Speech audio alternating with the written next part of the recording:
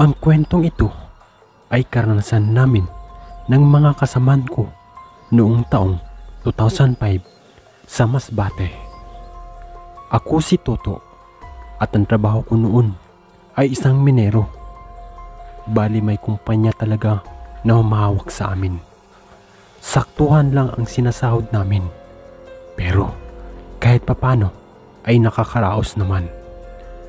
May isa lang akong anak noon. Samantalang may balak pa kami ng asawa ko noon na magpakasal. Kaya todo kayod talaga ako noon. Pinapasukan ko kahit overtime. Minsan nga, sa site na rin ako natutulog at hindi nakakauwi ng bahay. Marami naman kaming kasama sa trabaho, kaya hindi naman nakakatakot na matulog doon. May mga kwento-kwento na kasi na may mga aswang malapit sa bundok na pinagmiminahan namin. Pero ni isa ay wala namang makapagpapatunay doon. Ang haka-haka na yun ay umabot sa bayan. Buhay na buhay pa rin ang tungkol sa mga aswang. Ang totoo niyan, meron pang ang gumawa ng libro tungkol doon. Kaya tuloy ang ibang tao ay natatakot na, lalo na kapag gabi. Isang araw noon, papunta pa lang kami ng kasamaan ko na si John sa lugar na yun. Medyo malayo-layo rin ang nilakad namin dahil hindi naaabot ng tricycle ang daan na papunta sa trabaho namin. Tulad ng dati, dumadaan kami ni John sa may ilog. Tapos aakyat na kami niyan sa bundok. May mga naging palatandaan naman kami na mga puno, kaya hindi kami naliligaw. Sa ilang araw naming tumadaan ni John ay wala rin yung mga sanga na nakaharang. Noong una pa nga, meron kaming napansin ni John na parang patibong. Inakala na baka para yun sa mga hayop at gawa yun ng mga mangangaso. Pero sabi ni John, pwede din daw ang mga patibong na nakita namin ay para sa mga aswang. Isa si John sa naniniwala sa aswang. Ako naman, tinitimbang ko pa. Hindi kasi ako basta naniniwala kung walang sapat na ebidensya. Ayaw ko rin namang makisali sa isang usapan na hanggang ngayon haka-haka pa rin. Nagkwekwentuhan lang kami ni Jun habang naglalakbay kaming dalawa. Napahinto kami nang may napansin kaming parang butas. Nilapitan namin ni Jun yun. Nakakamangha kasi dahil kasya ang isang tao. Baka bahay ng ahas yan. Tara na, baka matuklaw tayo. Sabi ko kay Jun. Iyon ang unang beses na napansin namin ang butas na yun. Madalas kasi kapag dadaan kami doon ay lagi kaming nagmamadali kaya hindi namin yun masyadong nakikita dati. Pinagpatuloy lang namin ang paglalakad hanggang sa makarating na kami sa site. Kinabukasan naman ng gabi, pauwi na sana kami ni Jun nang madaanan na naman namin yung misteryosong butas at napansin namin na para bang unti-unting lumalaki ang butas na yun. Kasya na yata ang 2 tao kahit magsabay na pumasok doon. Dahil sa hindi kami matahimik ni Jun, naglaglag kami ng bato sa butas. May ilang segundo bago namin narinig yung pagbagsak ng bato. Kinuha namin ni Jun ang flashlight namin at inilawan ang baba. At doon nalaman namin na parang may kung anong tunnel doon. Unang inisip namin ni Jun na baka meron iba pang nagmimina bukod sa amin. Bawal yun kung tutusin. Ang kumpanya lang na pinapasukan namin ang may permit na magmina sa bundok na yun.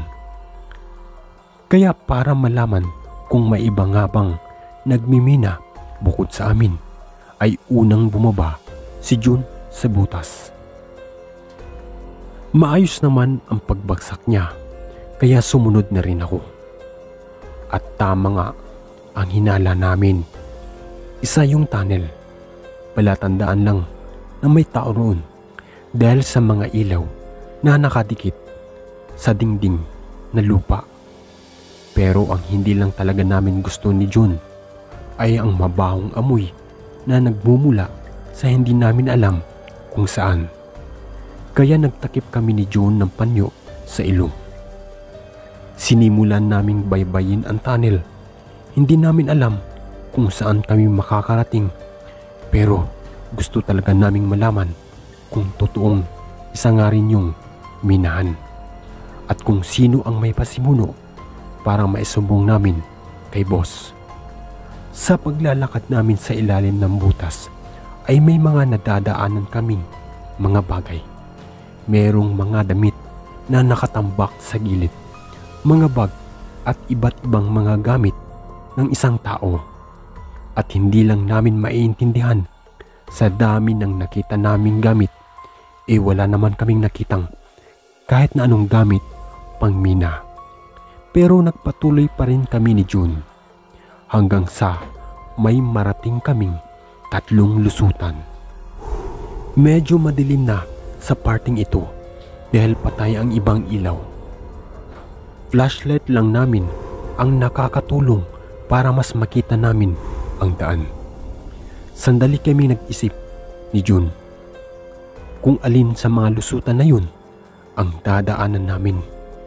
Baka kasi kung saan-saan kami mapunta niyan. Nagkabiruan pa nga kami na baka isa sa mga lusutan na yun papuntang impyerno. Sa huli, napagpasyahan namin ni June na pumasok sa may gitna. Madilim na talaga dun.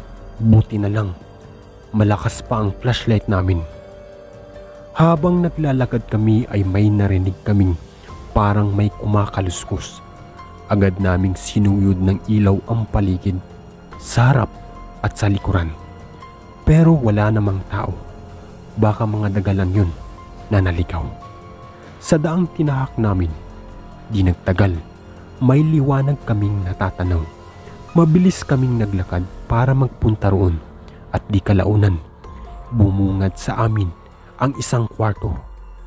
Isang normal na kwarto at iisipin mo talagang may kung sinong naninirahan doon.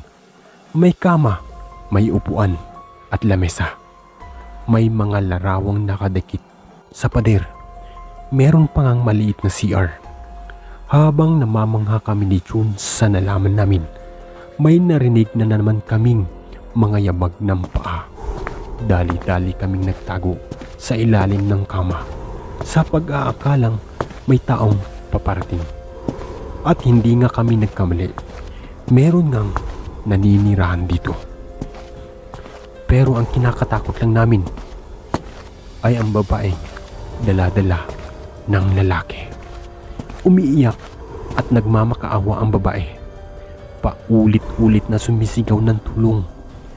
Maya-maya pa ay biglang may lumalagabog at pagkatapos ay hindi na namin narinig ang babaeng maingay. Sobrang kabado na kaming dalawa ni June na sangdaling yun.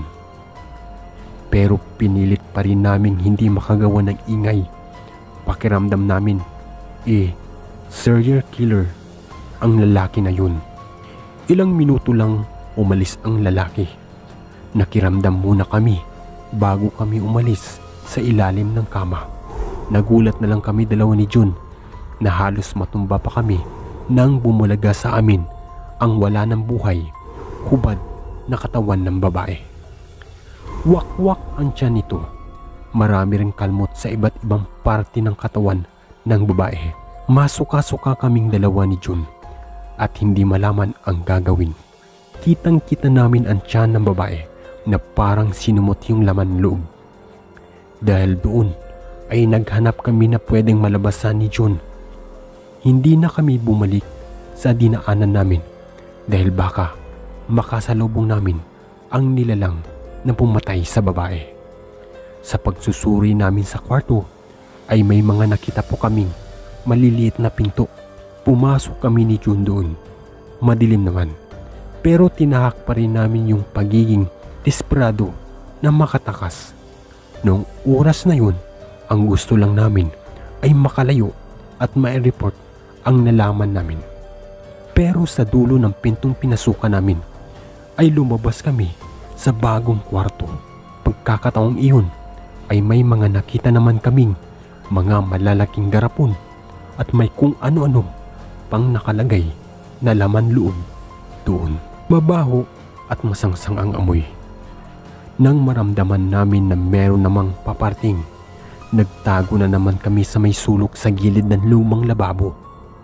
May dalawang lalaki. Ang isa ay nakapang-doktor na suot.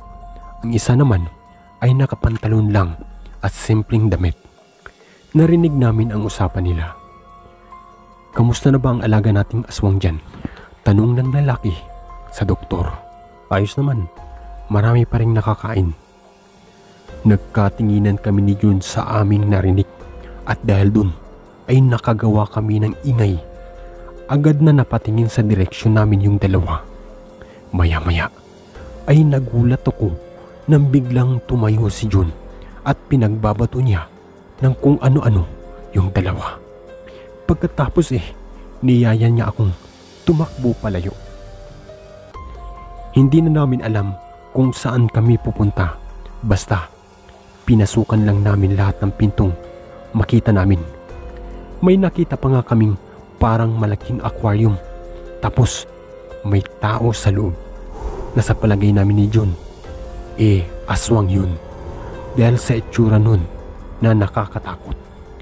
Hindi na rin namin alam kung hinahabol pa kami ng dalawang lalaki. Basta, takbo lang kami ng takbo kahit madilim. Hanggang sa marating na nga namin ang tatlong parang lagusan. Bumalik lang kami sa una naming dinaanan. Aatras sana kami nang may mga tao naman sa likod namin. Tatlong lalaki. Yung doktor at yung kausap niya kanina. Tapos yung isa, yung sinasabi nilang aswang. Napalagay namin ni June, iyon din ang pumatay sa babae. Nang tumakbo kami uli, hinabol kami ng aswang. Pumasok kami sa kaliwa. Ilang ulit naming nadapa dahil sa mga bagay na pumatid sa amin. Puro dasal ang lumalabas sa bibig ni June habang naghahanap kami ng labasan. May nakita na naman kaming pinto at doon kami pumasok. Sa pagkakataong iyon, may nakita na kaming ilaw. Nang makita naming nakasunod pa rin ang aswang, dinoble namin ang bilis na takbo namin kahit hingal na kami. Sa ilaw na yun, may hagdanan paakyat. Sa pag-aakala namin na yun na nga ang papalabas, ay hindi na kami nagsayang ng oras. Laking pasalamat namin nang makaalis kami sa underground na yun. Wala kaming ideya kung saan na kami nakarating. Basta, tumakbo na lang kami palayo. Hindi na rin kami hinabol ng aswang. Habang nagpapahinga kami ni June sa ilalim ng puno, napagtanto namin na papunta na sa kabilang bundok ang tinagusan namin. Kapwa rin po kaming takot na takot at hindi makapiniwala. Dahil sa takot na baka may aswang na naman kaming makita, ay naglakad na kami paalis. Umuwi ako sa amin sa sobrang dumi ng katawan at mabaho. Nag-aalala sa akin ang misis ko. Inakala niyang natabunan ako ng lupa sa trabaho ko.